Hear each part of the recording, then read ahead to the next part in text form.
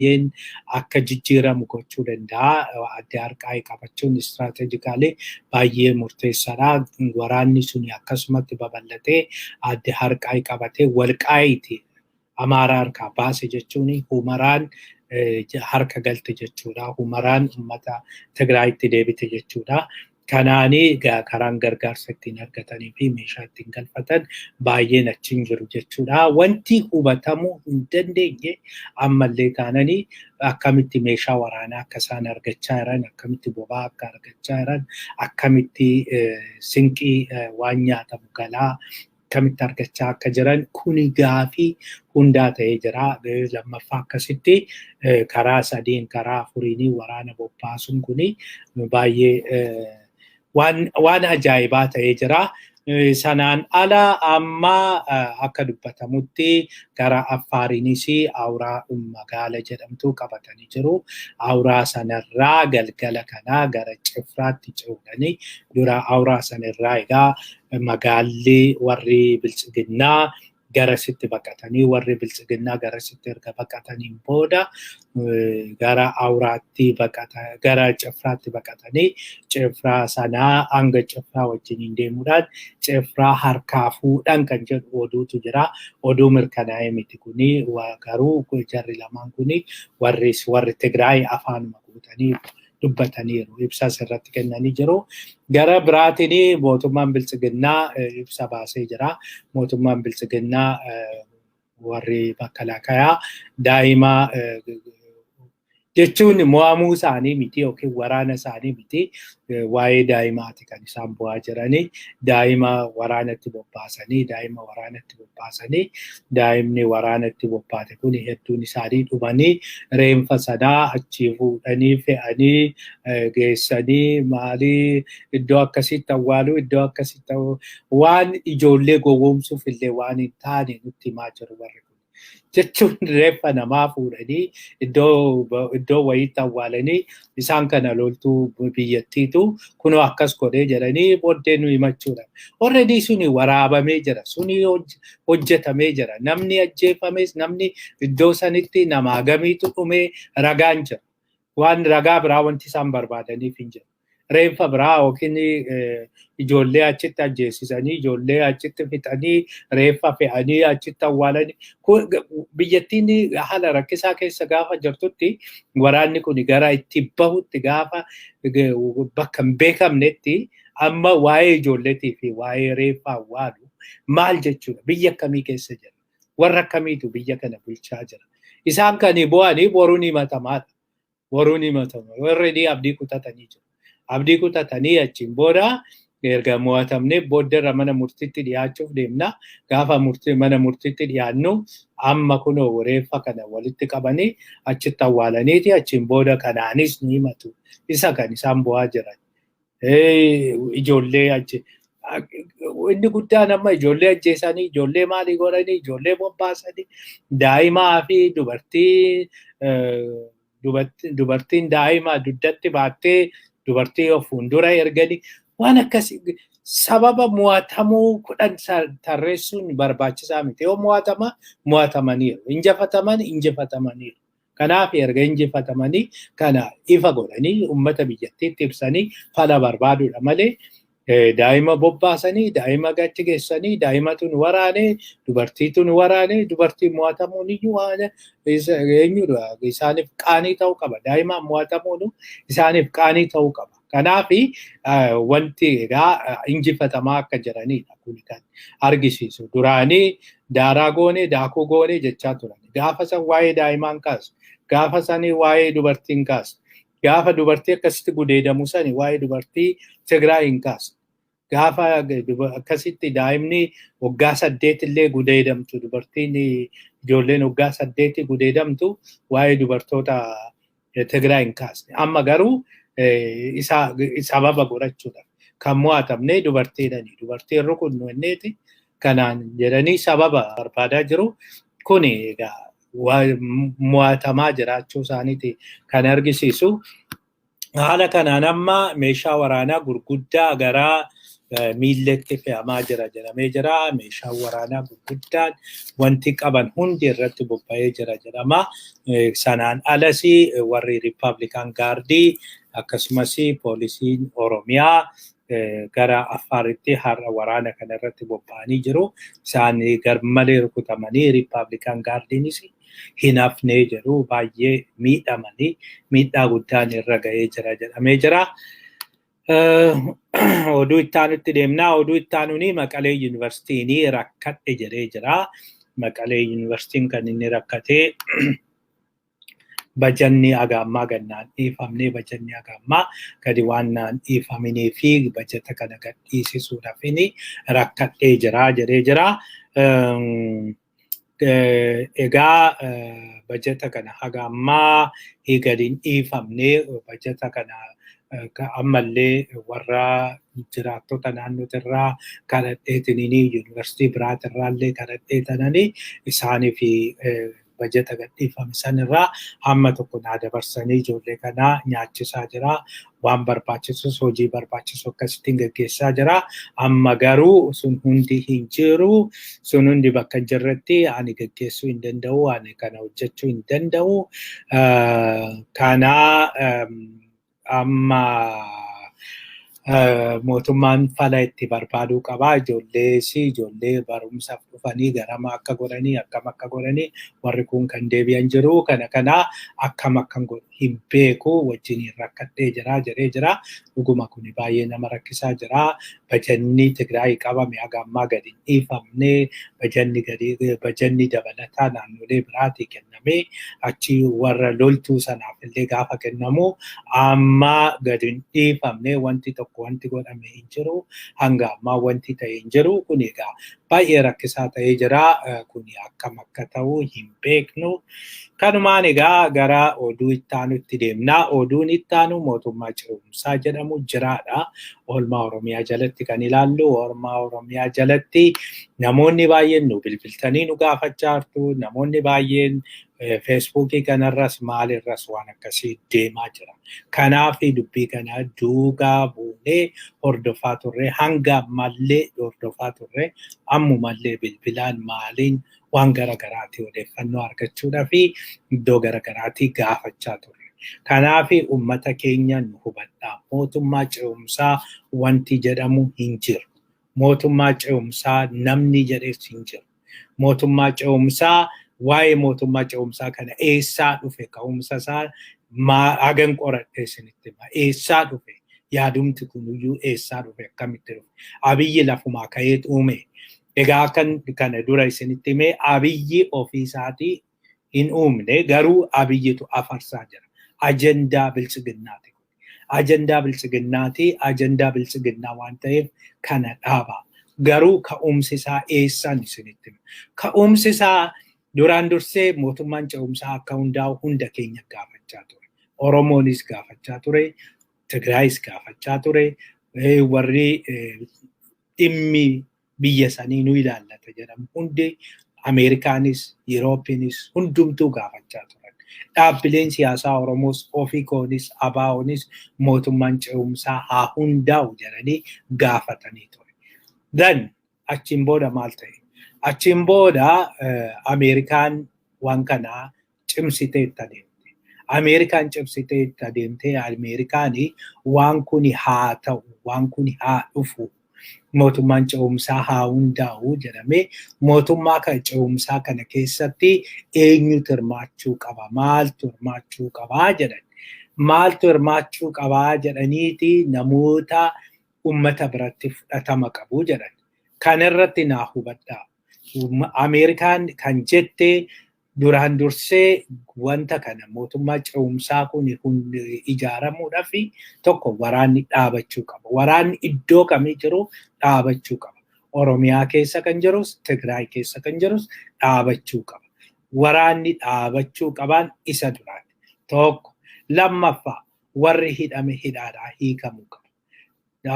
Namoonni balaa siyaasatiin, maqaa siyaasatiin hidhaman hundi hiikamuu qabu.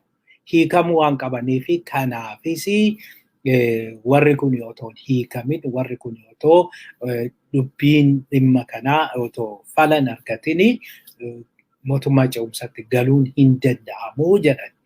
Dan erga kuni ta'een booda waraanni dhaabatee achiin booda warra bosona jirus warra hidhaa jirus warra immoo mootummaarra jirus isaan hundumaayyuu walitti qabnee mootummaan ce'umsaa kun haa hundaa'u jedhame. Isa keessatti mootummaa ce'umsaa hundaa'u kana keessatti maqaan lammaas dhaame. Maqaan namoota biraas dhaame. Warra Ameerikaati kan kaase. Ishii kana icciitii kanatu dhaqee basaastota Abiyyi harka gale. Basaastonni Abiyyi dhaqaniiti Abiyyitti himan. Abiyyitti erga himaniin booda biltsiginnaan dubbii kana afarsaa jira. Kana ka'umsi isaa. Ka'umsi isaa kana waan ta'eefi wanti kuni ajandaa keenyaa miti. Nuti Oromooni nuti akka saba guddaa tokkotti mootummaan ce'umsaa akka hundaa'u hin barbaanne. Eeyyeen mootummaan ce'umsaa ammallee hundaa'u qaba. Mootummaan ce'umsaa gaafa hundaa'u eenyu wajjin mootummaan ce'umsaa hundaa'a. Eenyutu itti hirmaata eenyutu itti hin hirmaanne. Mootummaa ce'umsaa kana akka hundeessu yookiin adda dureen akka waan kana raawwatu dura kan itti kenname Abiyyi ture. Nuti immoo Abiyyitti kennamuu hin qabu jennee mormaa turre karaa gara garaatiin jechuudha. Maaliif kuni already kufe arginee jirra. Oromoon amma ajandaa mataa ofii uummatee naareetiivii mataa ofii haala amma jiru kanaani addunyaatti iyyachuu qaba. Oromoon duraan dursee ilaala wanti nuti addunyaan akka nu baru barbaannu hacuuccaan keenya waggaa 100 kan itti fufe.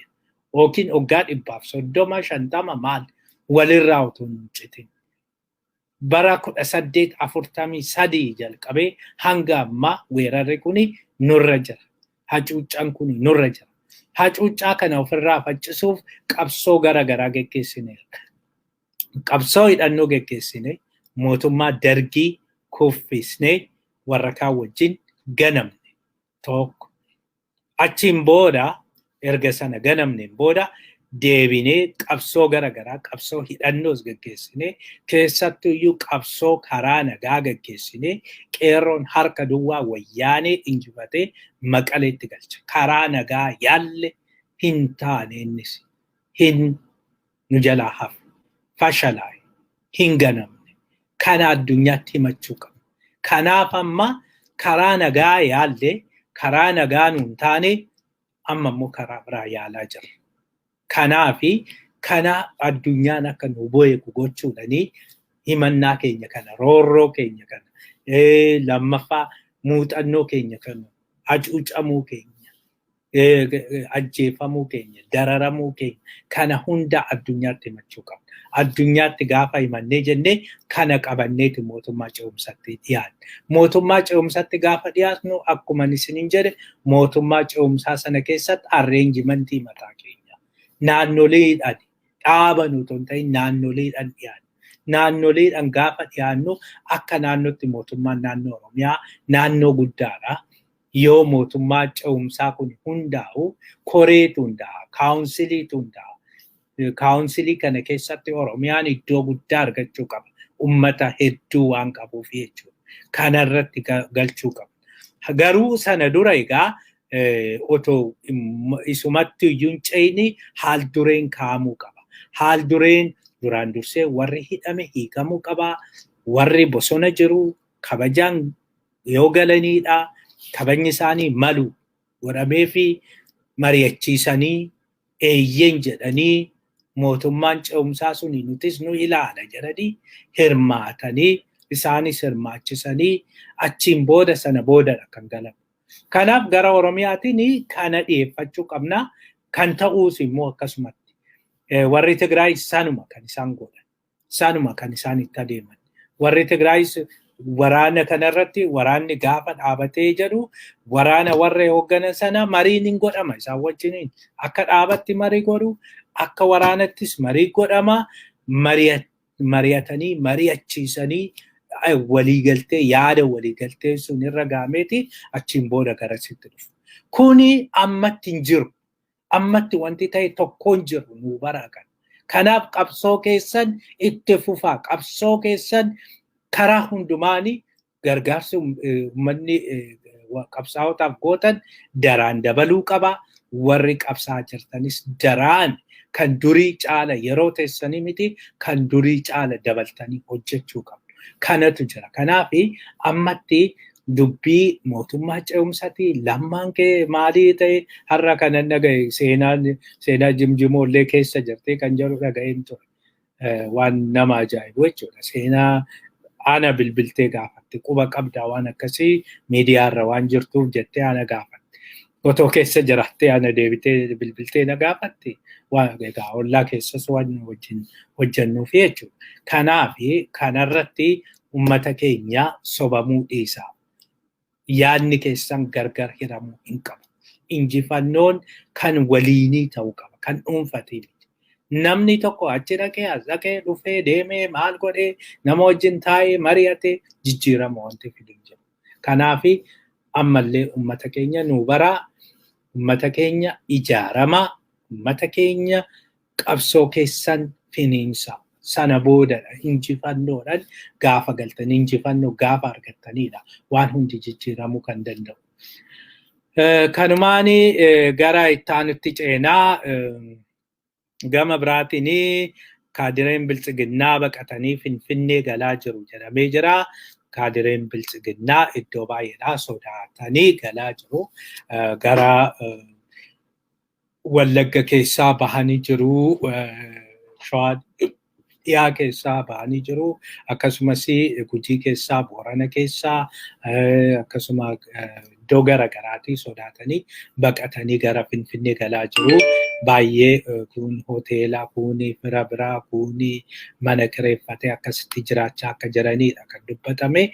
Egaa kun dhuma wayyaaniinis gaafa kufuudha taatu sani akkasumatu ta'ee yeroo sanitti yeroo filannoo isaanii kaadireen dirqama jedhamee eegumsi guddaan godhamee fi waraannis garas bobba'ee waraanni eegumsa akka godhuuf godhamee achiin booda waraana sanaan eegamanii filannoo sanaa akka filannoo otoo hin ta'in akka korojootti kaardii guutanii fi ergamanii ture. Amma garuu isaan suni achi keessaa ba'anii hundi isaaniiyyuu sodaatanii gara Finfinneetti galaa jiru jedhamee jira.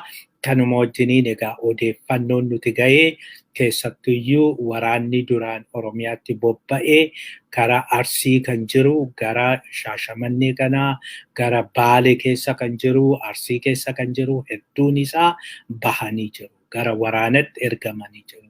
Kanaafiyyuu karaan bal'aadha. Waboo maal eegdaa jedhanii jiru. Kanaaf egaa akka odeeffannootti kan nuti nu bira ga'e kuni egaa isin karooraa ittiin deemanii maal hojjetanii isintu beekaa.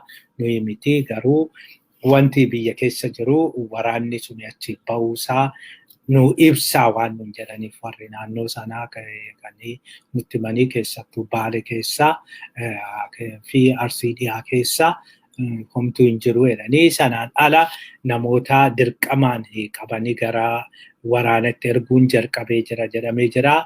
Kanaaf uummanni keenya of eegaa alaa akkan turre namni kamiyyuu yeroodhaan manatti galuu qabdu. Haallis rakkisaa ta'aa jira. Haallis baay'ee sodaachisaa ta'aa jira. Sabbataatti nama dirqamaan qabaniiti kaampitti erganii jedhanii jiru. Kuni akka beeraawi wittidirinaa jedhan suni beeraawiin suni deebi'ee dhufee jira. Waggaa meeqa booda deebi'ee dhufee jira. Namni loltuu deemu Abiyyis ofiisaatii dubbateera kana namni loltuu galuu didee jira. Poolisii galuu didee jira. Kanaaf ati poolisii otoo hin galin loltuu otoo hin galin Itoophiyaa nan jaaladha maalii nan jaaladha jette namni si dhaga'u hin jiru jedhee jira. Namichi kun hin beeku jechuudha uummata biyyattii sanii. Even Itoophiyaa jechumti kun hagam akka Oromootti hadhaa'u hin beeku namichi kun hundumtuyyuu akkuma isaa akka itti mi'aawu itti fakkaata yookiin akka lammaan suusiidha jedhe sanii isatti akka suusii ta'e kana Abiyyitti suusii akka ta'e kana hundumatti waan suusii ta'e itti fakkaata. Warri garuu dhaga'uu gurraan dhaga'uu akka hin barbaanne akka jiran hin beeku. Baay'ees akka ta'an hin beeku. Kanaaf egaa amma loltuun isaanitti makamuu didanii jiru. Loltuun hedduu loltuun baay'een yookiin dargaggeessi hedduun baqachaa jira. Dargaggeessi hedduun harka kennachaa jira. Kanarraa kan ka'ee hin jiru wanti hunduu duwwaadha.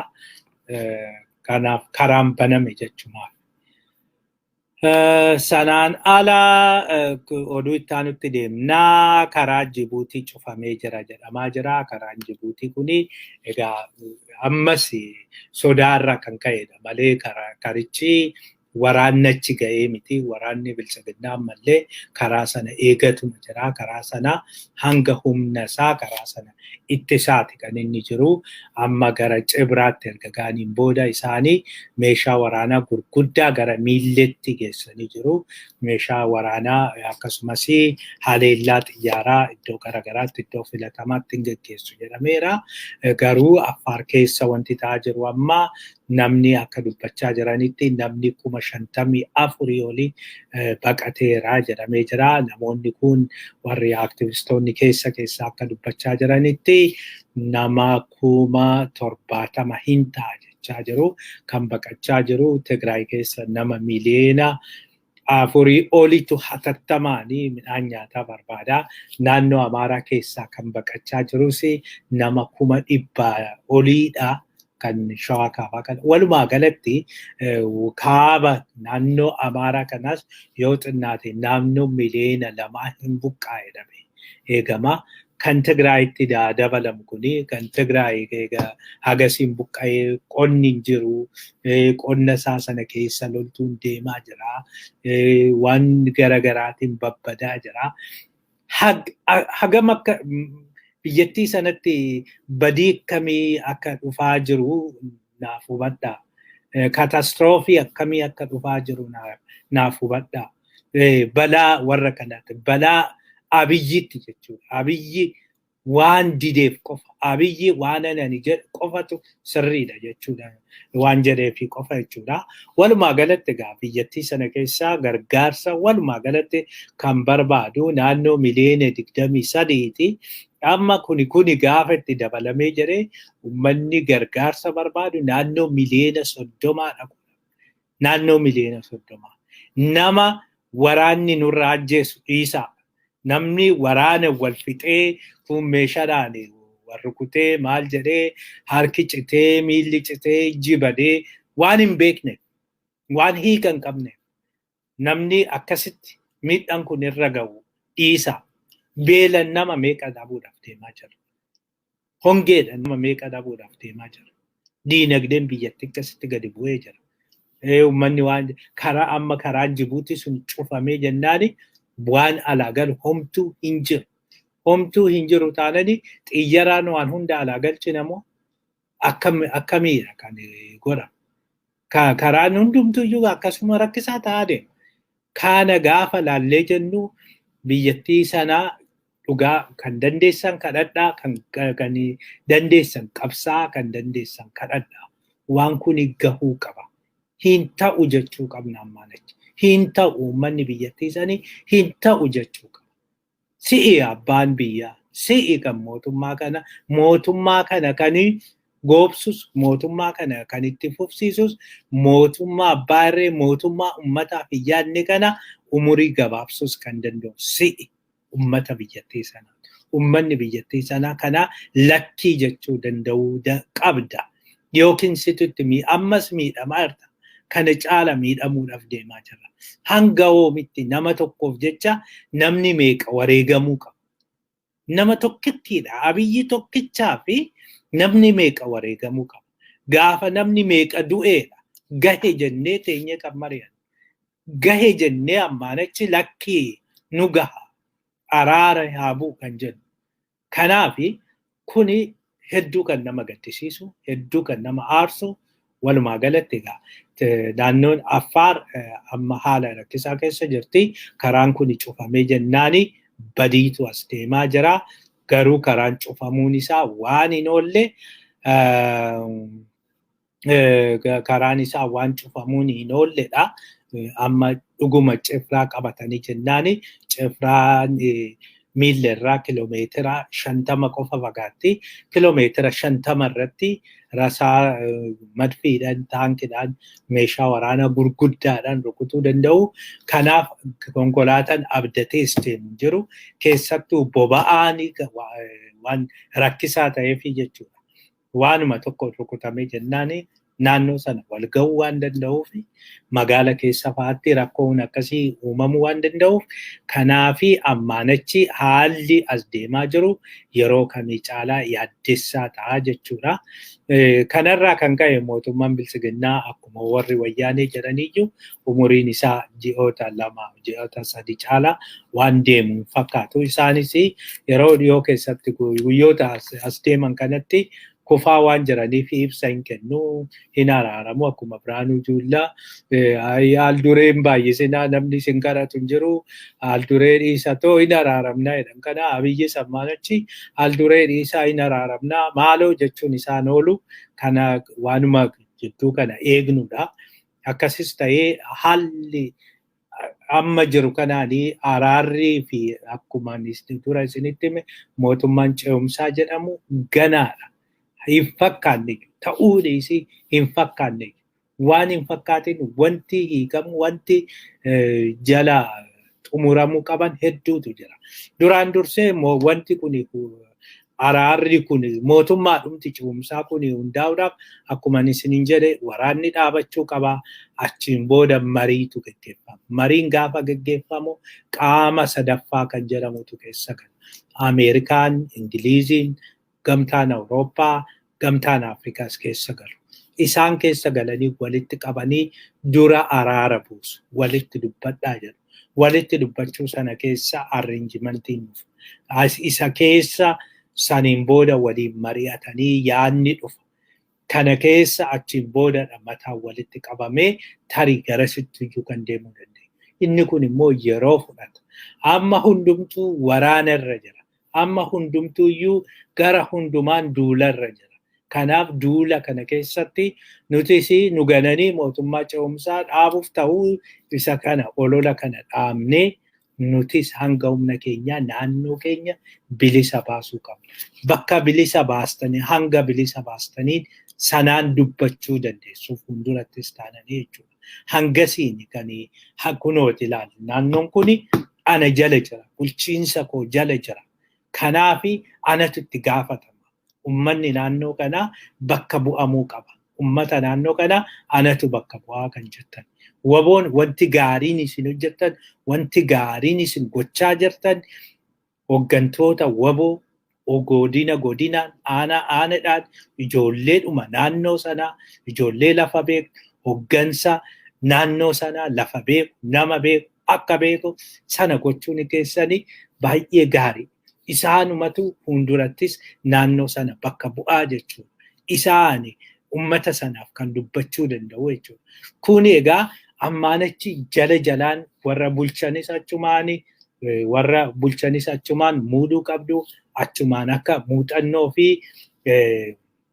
haalas baran gochuu qabdu nageenya naannoo sanii amansiisaa akka ta'een haala ittiin eegamus kanas imaanan isinirra jira, dirqamnis isinirra jira, kanas to'achuu qabdu, deebitanii karaa gurguddaa, karaa istiraatejii ta'e baasachuu qabdu.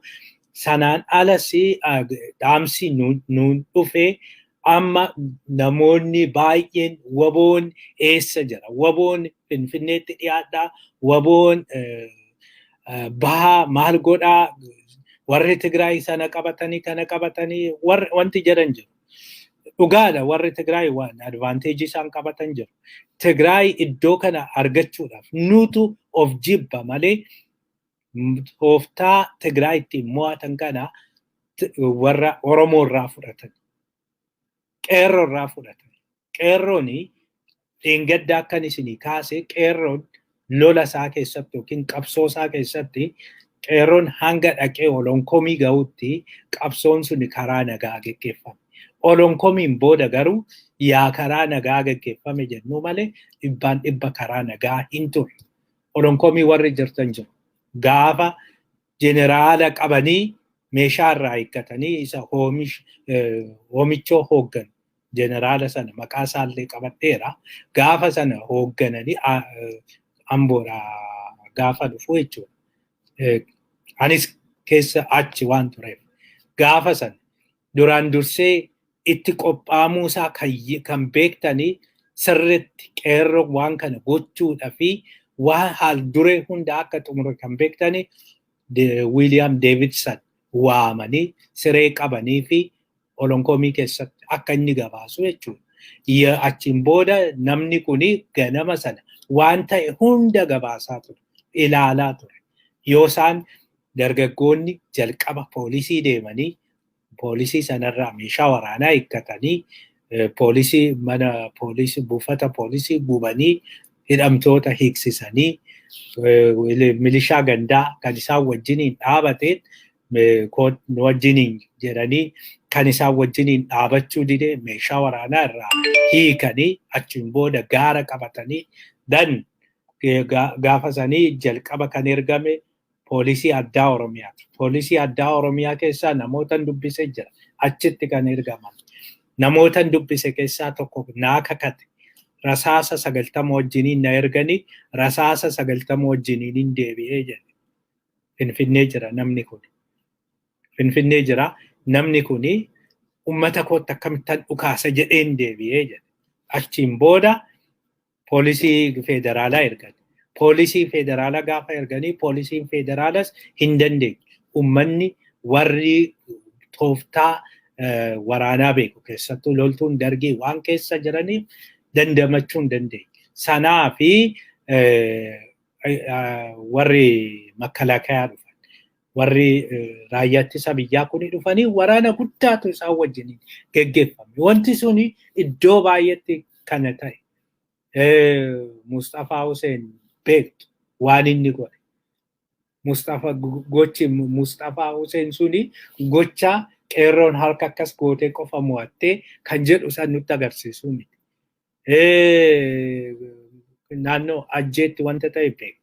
Naannoo iddoo baay'eetti wanta ta'e beektu. Tooftaan sun ammas deebi'ee dhufuu qaba. Ummata wajjiniin nu mo'atanii ummata shiildii godhatan yookiin ummata keessa galanii nu mo'atan. Ummata keessa gallee mo'achuu qabna nutis. Gaara akka Tigraay hin qabnu lafa yookiin sulula akka Tigraay hin qabnu eeyyen. Gaarri Tigraay warra Tigraay gargaareera. Gaara naannoo Finfinnee akka kan warra Tigraayitti nu gargaaru hin qabnu. Gaarri nuti qabnu garuu ummata keenya keessa galuu dandeenya. Ummata keessa akkamitti galuu dandeenya? Yoo ijaarre ummanni ijaarame. Kanaaf ummanni ofii isaa bilisa baasuu qaba. Tokkoon jechuudha. Akkuma incinnitti jalqabe, olonkoomitti jalqabe malee sana booda iddoo hundatti babal'ate. Iddoo hunda naannoo Hararitti waan naan jedhani meeshaa waraanaa irraa fudhanne booda boombii irraa fudhanne akka taanullee itti wallaallee booddeerra namni calliseetuma darbachaa ture jedhan. Sana rikamandiin godhu meeshaa waraanaa namni beeku qofti itti fayyadamuu qabu. Namni beeku qofti. Leenjiis kennamuu jira. Kanaaf woboo waraana qofa waan jedhamuu miti. Ummata ijaaruunis dirqama. Dirqamaa kanaafi ijaarsa ummataa damee tokko godhadhaa. Damee tokko godhadhaa nama isinii ijaaru hundi achuma keessatti ijaaradhaa ijaarsisaa. Karaa nagaatiinis warri sochootan. Jedhi abaa'oo, jedhi ofiikoo waan garagaraa. Isinis ijaarsa kana hojjechuu qabdu. Ijaarsi kuni amma yeroo walirratti duulanii yeroo ofiikoon akkasiidha, abaa'oon akkasiidha, maalidha, maal waliin jedhanii miti. Garaagarummaan jira. Inevitable. Garaagarummaan. Tigraay abaluu akkas deeggaree, abaluu maalii godhee yeroon akkasii hin hojjetu amma. Nuti yeroo existential threat jettiimi Amaar Oromoonis yeroo lafarraa badu yookiin jiraachuu yookiin badu sadarkaa sanarra gaheetti jira. Kanaaf Oromoon kanarratti hojjechuu qaba. Kanarratti akkasitti kan walii galuu qaba. Dursa ilaalcha siyaasaa otoo hin ta'in dursa Oromummaatu qabachuu qaba. Oromummaa barbadeessuu qabna jechuun suni lafarraa nu barbadeessuudhaaf barbaadaa warri jechuudha. Kana baruu qabna hundi keenya iyyuu. Tsaadiqaan yaadattu yoo ta'e, Tsaadiqaan jalqaba qeerroo deeggaraa ture. Yeroo wayyaaniin akkas gootu. Erga wayyaaniin Maqalee galtee Abiyyi deeggaraa ture. Gorsaa Abiyyi ture. Booddeerraa wayyaanii wajjin garaagarummaan gaafa dhalatee diinummaan kun babal'atee gara waraanatti galuu ta'an yeroo 3 oliin gorsee jedhe. Yeroo 3 oliin Abiyyi lakkii jedhee hin taane. Achiin booda dhaqeeti Koloraadoodhaa ka'eeti bosona sanitti gale. Koloraadoodhaa deeme kunooti gammoojjii Tigraay keessatti galee waraana sana ajajee jijjiirama sana fide. Tsaadiqaanii fi Dabratsiyoon akka diinatti wallaalaa turan. Dabratsiyoon yoo Tsaadiqaan achii bahu Mallasii wal lolee achii bahu Dabratsiyoon nama as jira jedhamuu miti. Waanuma Mallasii dinqisiifatuu fi jala fiigduu Mallas ta'ee fi booddee achumaa ka'ee Mallas guguddisee booddeerra sadarkaa kana fide. Amma garuu Tsaadiqaan inni yeroo sana sadarkaa Mallasitti ilaalamu kuni Tsaadiqaaniif Dabratsiyooniif ajajama. Maaliif waan rakkoo siyaasaa miti amma eenyutu ajajaa miti amma rakkoo uummanni Tigraay badiirra jira. Kana waan ta'eef keenyas akkasitti wal ilaaluu walii ajajamuun dirqama keenya. Abaluu kan jedhu kanaa miti. Kana waan ta'eef uummata keenya kana hubadhaa ijaarsi ammallee baay'ee sin barbaachisaa yoo ijaaramneedha kan iddoo tokko ga'uu dandeenyu kana deebisnees waan kee maaliif kana akkamitti mo'annee akkamitti mo'atamnee kanas haalaan advaanteejii wanta nuu qabu advaanteejii lafti nuuf advaanteejiin qabu. Gaarri keenya bakki nu gargaaru jira gaara nu gargaaran qabna gaara keessaa nu baasuu hin dandeenye. Fakkeenyaaf Wallagga Dhiyaa keessatti yeroo baay'ee abbaa siinaa irratti tarkaanfii fudhan gaarri sun nu dhufa advaanteejiidha. Eeyyeen gaarri sun nu gargaara. Qaama qabsoo sanaati inni iyyuu. Yoo Shawaa Bahaatti deemne garuu Shawaa Bahaa keessa dhufa Bishooftuu irratti riphee lolaadha gaafa jettee it's impossible. Riphee lolaa waan jedhamu hin jiru. Amboo irratti riphee lolaadha jechuu hin dandeessu. Conventional waaris geggeessuu hin dandeessu. Xiyyaaraanii rukutuu danda'a. Waan barbaade meeshaa waraana Finfinnee ta'anii madfiidhaan Amboo rukutuun isaaniif salphaadha. Gincii rukutuun maal baadiyyaa sana rukutuun isaaniif salphaadha. Gatii guddaa nu kaffalchiisa haala saniin jechuudha. Kana kan injifachuu dandeenyu garuu magaala keenya keessa uummata gaafa ijaarrenne uummata rukutuu hin danda'u. Uummannis didaa'oo ta'e homaa gochuu hin danda'u. Kanaaf akkasitti kan itti adeemuu dandeenya. Kan itti aanu oduu itti aanu egaa dhiifama isinitti baay'isnee Abrahaa Dastaa biyya akka hin baane dhorkamee jira jedhee jira. Abrahaa Dastaa irraa akka dubbatetti gara biyya alaa deemuudhaafanii waamichan qabaa ture gara biyya alaatti deemuu jedheeni akka biyya alaa deemuu hin dandeenye warri tikaanatti manii jiru jedhee jira. Warri tikaa biyya alaa bahuu hin dandeessu deemuu hin dandeessu jechuudhani tiwiitarii isaa irratti barreessee jira. Kanaan ani maal akkan balleesses hin beeku maaliif akkan hin baanes hin beeku amma garuu kan himachuu barbaadanii bara wayyaanee sana himatamee ture bara wayyaanee sana himannaan himatame saniin amma deebi'anii himannaan irratti banuu barbaadu jedhee jira. Abrahaam Dastaa egaa warra Abiyyi qilleensa irratti hundeessee mootummaa ce'umsaa Tigraay jedhee hundeesse sana kan nama hoogganaa ture isaan keessaa tokkodha. Garuu sanas ta'ee amma sunis ta'uu dideeti gara Finfinnee dhufee biyya alaa bahaa gaafa jiru biyya alaas akka hin baane godhe amma karaan Tigraayii baay'ee rakkisaa ta'e garasitti deemuu hin danda'amne malee otoo danda'ame garasii nan deemaa jechaa jira. Egaa kun waan nama ajaa'ibu gara tokkooni warra ce'umsaa jedhanii warra kaaniin mana dhabnee kun hoteelli nu qabamee ala bulaa jirraa jecha warra jechaa turan sanidha. Abrahaam Dastaa immoo akka biyya alaas hin baane dhorkameera kunooyi. Gama biraanii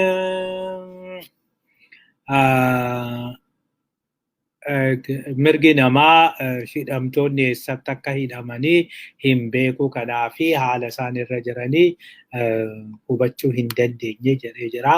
Kana kan jedhe egaa Komishinii Mirga Namaa Itoophiyaati. Dr. Daani'el Baqqalaati. Akka seera mirga namaatti namni tokko yoo hidhamu duraan dursee hidhamuun dura maaliif akka hidhamu itti himameeti. Waraantiin mana murtiitii bahee.